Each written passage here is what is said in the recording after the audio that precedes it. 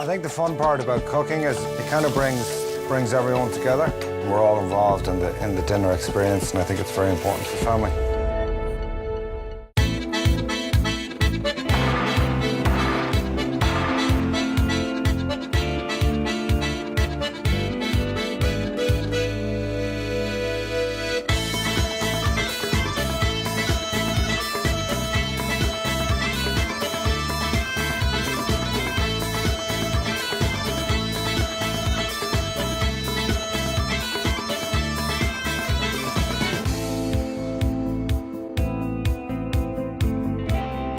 The Basque people absolutely love eating fish, and to satisfy the demand, a lot of fish caught in Irish waters is exported to Spain, including most of the hake, which is one of my personal favourites. This is Bermeo, the largest fishing port on Spain's Atlantic coast, and this evening 30 fishing boats will land 130,000 kilos of fish.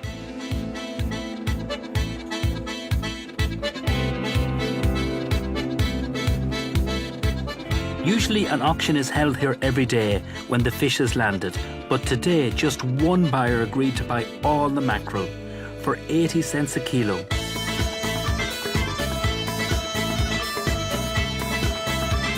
Depending on how many fish are caught, prices can fall as low as 30 cents a kilo and go as high as €3 a kilo.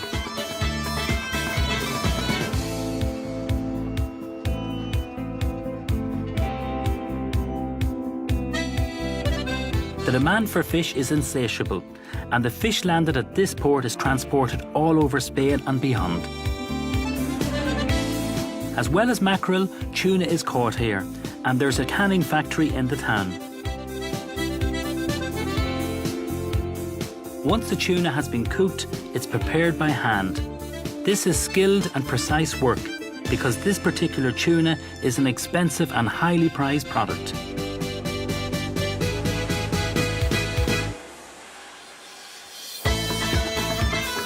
We eat very little bottled food in Ireland, but in Spain, tuna and vegetables are often sold in bottles, and they're usually of a very high quality.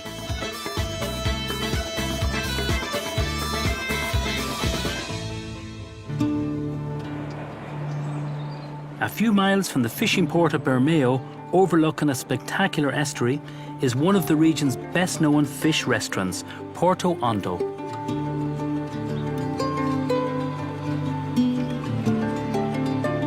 What a beautiful display of fresh fish. So when the guests come in for their lunch or dinner, this is what they're met with. How impressive. I'm going to go through some of the varieties. This one is turbot, we'll be well used to that, and different sizes. And what they do is just simply grill it. We have two different varieties of clams here. Sole on the bone is one of my favourite fish. So they obviously remove the skin, just grill it. It's so fresh. Gambas, which is a variety of prawn. They really highly prize these in Spain. And then we have some fresh anchovies. And this is the season for anchovies here. Some grouper here, which is locally caught, and it swims in by the rocks, and the flavour of it is fantastic. We also have this rockfish here, and look at the size of this. The eyes are huge, because it's actually caught about 300 metres down, so it's very deep, very dark. So beautiful fish. This one is some wild sea bass, which I really love. We have a pink bream here at the back, all caught locally, and then a grey bream at the front here. And underneath, we have a lovely display of lobsters, crab, crayfish. So it doesn't get fresher than this.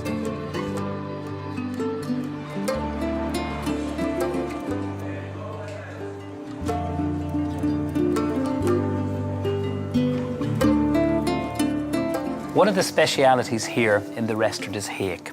And what they serve is actually the hake neck, which is just under the jaw, so it is. Zedorf is the chef, and he's the head chef here, and he's been here for 21 years. The first thing he does to prepare the actual neck of the hake is removing the head. He uses a really big knife.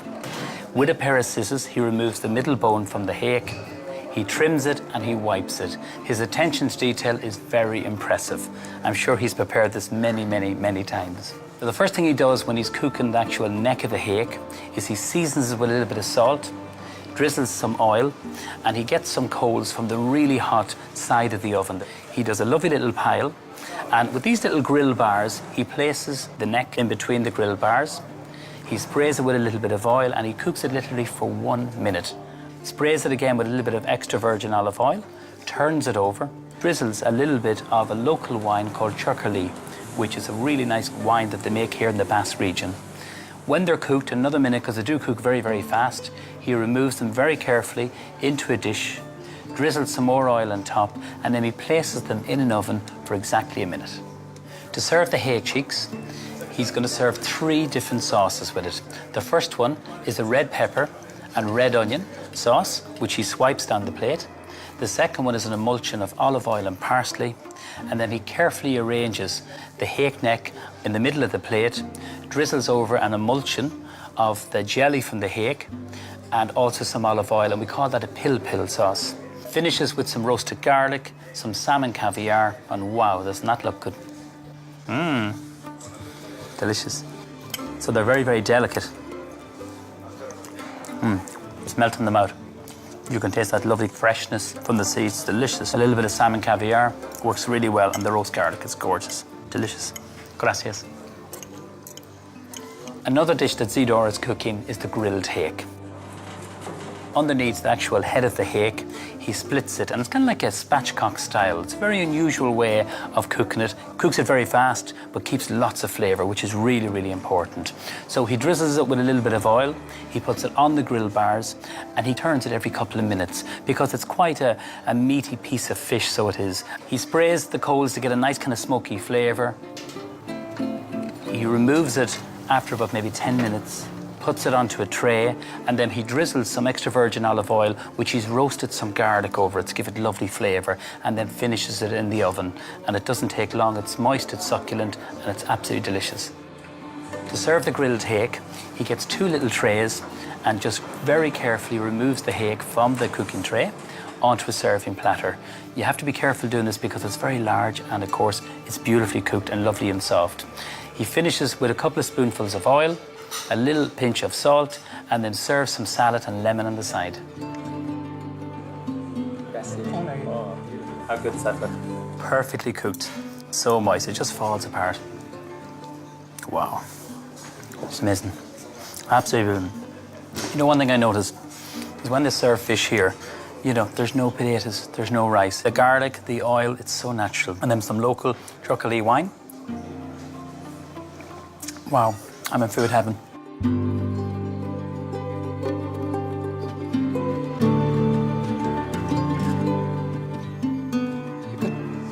I really enjoyed my visit to Bermeo Port, and it was really interesting to see the way they process the tuna, which is a top-end product. I love the texture of it and the chunkiness of it, and it's marinated in some olive oil. Great flavour, so really, really lovely. And most of us do enjoy tuna, but we put it into maybe a salad, into a wrap or a sandwich. I'm going to show you something that's a little bit different. We're going to jazz it up with some hummus and just give it nice flavour and texture. Homemade hummus is really, really easy. The key ingredient is chickpeas. This is a can of chickpeas. So for this recipe, there's no cooking, only a bit of toasted bread, which is dead easy.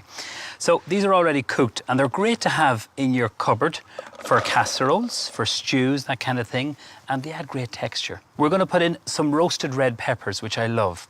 And again, these are pre-roasted. So when you get them, you remove any of the black char bit on the outside, remove any of the seeds, which I've done, and then it's just going to go into the food processor. Now, with hummus, you need to get flavour in there. We're going to put 2 cloves of garlic. You can simply just peel them. If they're green in the centre, remove that, okay? We're going to grate some lemon and then some lemon juice. These graters are fantastic, the microplanes. You just put them on top. You could put orange into this. You could also put lime into this, but I think lemon is my favourite. Tiny little bit of juice in here, so a good squeeze of lemon in there. So let's talk about the spices we're going to use. This is one of my favourites, and this is some smoked paprika powder, lovely in a beef stroganoff. I'm going to put a teaspoonful in there. Cumin. If you make a carrot soup with some coconut, maybe some ginger, garlic and chilli, add some cumin into it, it's delicious. So I'm going to put quite a bit of this into it. The red peppers will give flavour but also colour, and if you don't like peppers, you can use some semi-sun-dried tomatoes. This is an interesting ingredient, it's called tahini paste, it's made from sesame seeds. So you just got to give it a good stir. I'm going to put 2 spoonfuls in this, and in your classic traditional hummus, it would have lots of this in it here. Using some sea salt, good pinch of that, and then some black pepper. So you can double this recipe, and then you can make extra, and you can give it as a little gift to your family, friends, neighbours. Plain olive oil. This is some extra virgin I'm going to use. Good drizzle of that. And then our herbs. I'm going to use some lovely flat leaf parsley, but you could use coriander if you wanted to. So I'm going to pick the flat leaf parsley here. And I'm going to use some of the stalks too, because there's lots of lovely flavour in that. So this is going to go into the food processor. And then some fresh basil. This is just your regular basil. Here in Airfield, they grow lots of different varieties. Tiny drop of water, then we're going to blend it. And that's it. So we're not putting the tuna in this. This is going to go underneath the tuna. It's going to be a little bit noisy just for a moment. And just blend this. Now I want to leave a little bit of texture from the chickpeas in particular.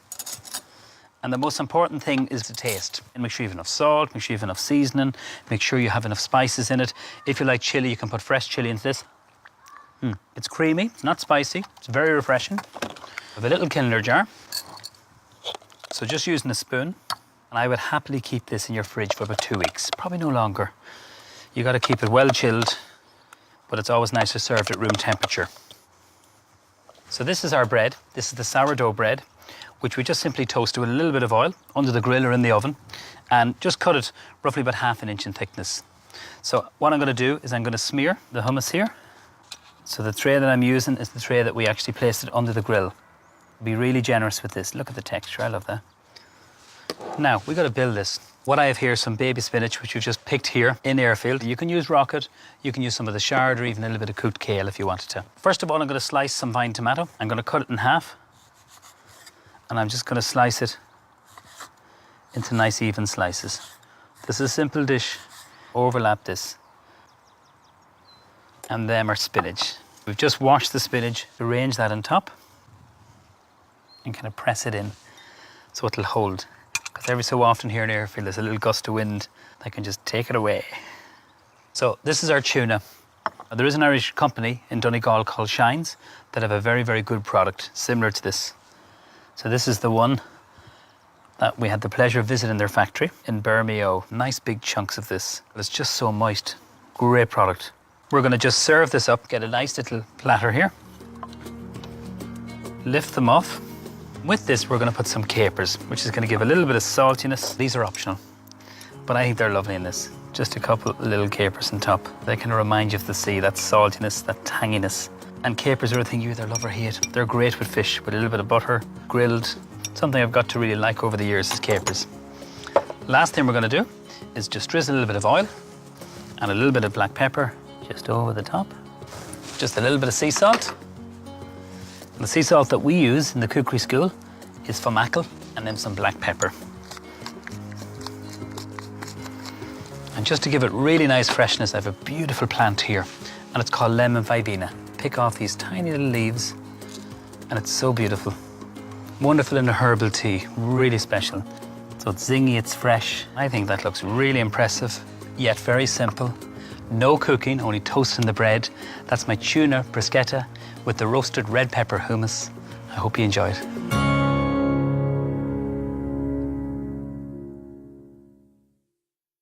Having children, I think it's very important for them to get some nutritious food, and 5 a day is a big thing in our family. My favourite thing about cooking is probably just seeing something through from start to finish and having that good balanced meal at the end of it. In the Basque country, tapas are known as pinchos, and the chefs take a huge pride in their preparation.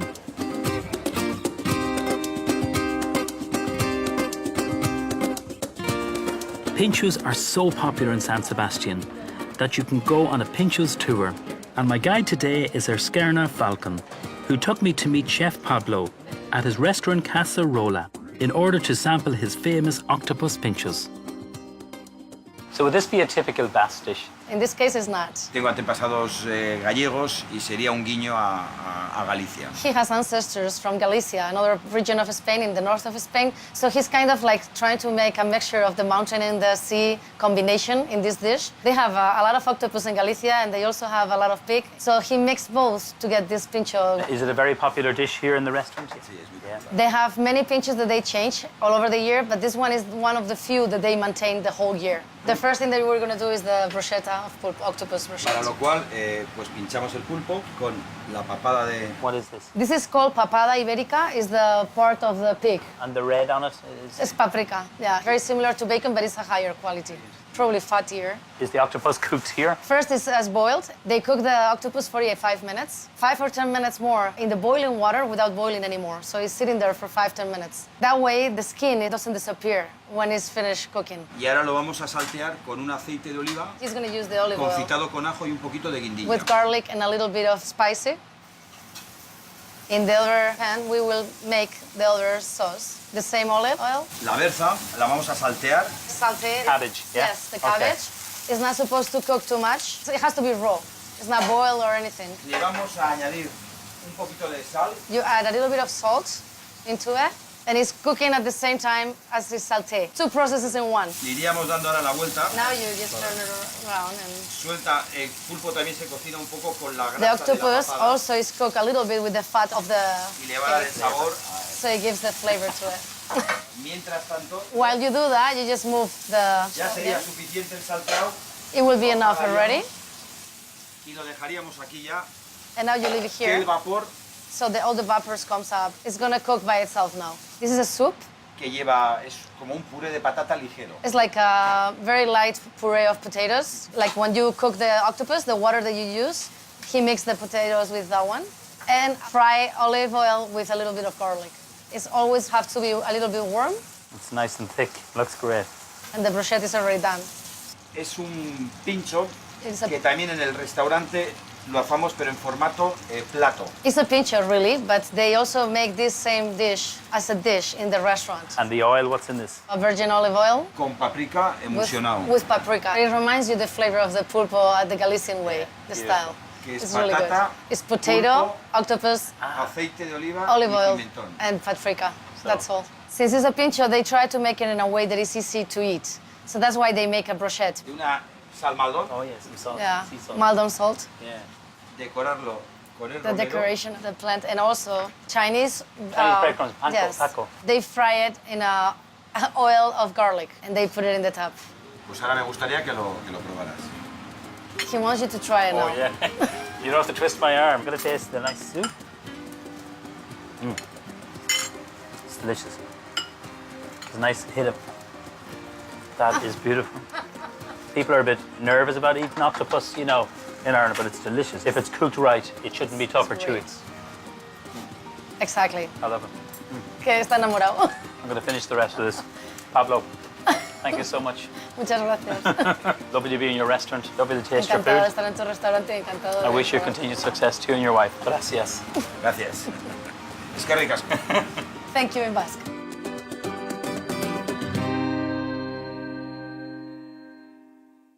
We don't eat an awful lot of octopus in Ireland, and I think it must be the texture, or actually maybe the way it's presented sometimes. Visually, it kind of looks maybe a little bit intimidating, but it is very, very nice. It's gently cooked in a little bit of butter. It's the texture is quite chewy, but some people love that. And I know in San Sebastian in particular, they love it. And they serve it with potatoes and chorizo and roasted peppers and smoked paprika. They love it, so they do. One of my favourite fish I'm going to cook for you is black sole. It's a flat fish. If you go to your fishmonger, they will skin it. This is one of the hardest fishes to skin. You put a little incision just with a knife, and I just want to show you the two different knives here. And we have a fillet knife and a bone knife if you're working on fish. This one is very, very flexible. So this is your fillet knife, and then this is one a butcher would use for boning out maybe a leg of lamb or leg of chicken, something like that. So it's a flexible knife. If you just look at that, very, very flexible. But we're going to cook it on the bone, which I love. I've just simply removed the black skin, but I've kept the white skin on. I want to explain that, and I've taken the head off. So that's the white skin which is left on. It's going to hold it all together. So let's get cooking the fish. Good hot pan. I'm using a non-stick pan. I give a good smear of oil, and this is some olive oil I'm using. The secret to cooking fish is to cook it nice and fast and quickly. Don't overcook it, but make sure that it's cooked, especially when it's on the bone. Okay, we want to season up the fish just with some salt and then a little bit of black pepper. So I'm waiting on my pan to heat up, and then we're going to cook this, and we're going to show you how to make a nice butter with this. So it's full of flavour, really, really delicious, and on the bone, I think sole is the best fish. And actually, it stops it from shrinking too, which is a good tip. Okay, so I'm going to put this, what we call presentation side. Let this just go into the pan, nice and hot. So I'm going to put 2 little pieces of butter, and with the oil, we'll stop the butter from burning. Now, while that's on cooking, just going to season up the other side. I'm going to show you lovely butter. It's a lovely caper butter. Flavoured butters are all the go. When you think of the first butter probably all of us tasted was garlic butter. So some capers, just remove them from the brine. That goes into the food processor. We're going to put a little bit of zest of some limes using the microplane. This butter is great because it'll keep for about 2 to 3 weeks in your fridge, and also you can freeze it. If you don't like capers, you can put sun-dried tomatoes into it. I'm going to put the juice of the lime too. Now I'm going to just throw my eyes just over the sole, which is on the pan, just before I blend this. Just give it a shake. I don't want to turn it too quickly. I want to get a little bit of colour. In France, what they do is they brown the butter with a little bit of oil, but particularly butter, and they get that lovely toasted nut flavour. It's called a beurre noisette, and it's kind of a classic for when you're cooking fish. In goes our butter. Just scrape it all in, and then we're going to put a little bit of flat leaf parsley. You can use basil, chives, whatever. So I'm just going to tear this just with my hand. Now I'm just going to pick off the leaves. You can use curly parsley. We're going to blend this. So just turn it on. So the longer you blend it, the smoother it's going to get. And because it's so warm here today in Airfield, it's gone quite soft. So we need to shape this into like a little log. So what I'm going to do is just pop this into the fridge for about 5 or 10 minutes. The sole is going to take about 8 to 10 minutes to cook. And that really depends on the size and the thickness of the sole. With the butter, I'm just going to place it into the fridge to firm up a little bit, and then I'm going to show you the technique of rolling it in some cling film to make a little sausage. So I've just let it firm up a little bit, which is perfect. I don't want it to set too much. I'm going to get my cling film, spoon it. I'm just going to do half of this, and we're going to roll it into a little sausage shape. Keep it nice and tight. I'll just get a knife and just remove the extra cling film, and then roll it really nice and tight. And you're going to be left with that. So that's your little sausage of butter, which you'll keep for a few weeks in your fridge, no problem. Let's turn our sole, flip it over. It's the butter that gives that golden brown, caramelized colour and flavour onto the sole. So I'm going to turn down the heat. I'd say about 2 or 3 minutes it should be done. I'm going to run back into the fridge because I have butter already rolled and set, ready to serve up. And then we're going to serve with some green beans and some baby boiled potatoes.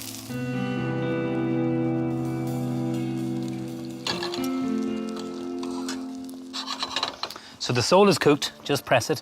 It's lovely and soft, ready to come off the bone. I'm just going to slice my butter. Keep it nicely chill, especially the heat of today. It just melting really, really quickly. Remove the cling film, that's so important. So just lift it out. So you can see the blended herbs, which I use flat leaf parsley and also the caper. So now we're ready to serve up the sole. Using the palette knife, slide it underneath here. That's the idea behind the white skin underneath, which holds it all together. Perfect. Little baby potatoes, 5 or 6 of them. So they're par cooked and just finished with some butter and a tiny little bit of chopped chives. And I like some greens. I'm using some green beans, but you can use sprouting broccoli, grilled courgettes, whatever you prefer, whatever's in season. So now I'm going to place the butter on top. It's still soft. Carefully place 3 of them on top of the fish. And then the last little garnish, some lovely little segments of some lime, which is gorgeous. I'm going to pick a little bit of flat leaf parsley, give lovely freshness to it, because we have some already in the butter, and just place that on top of the limes. So squeeze a lemon just to finish it off, and there we go. For me, when you're cooking fish at home, it's about getting really fresh fish, cooking it very quickly, and keeping it very, very simple. I've served the butter with this, which I think works really well, but you could try this recipe with some hake and also some haddock, but please give sole a go. It's absolutely delicious and something special.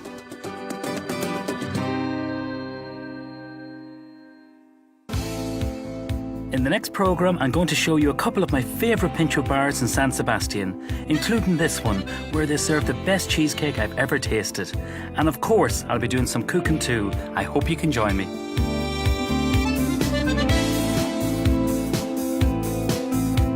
After the first week on the plan, the leaders face the scales with Operation Transformation at 8:30. But next tonight, Carol is feeling threatened in Fair City after the midweek lotto draw.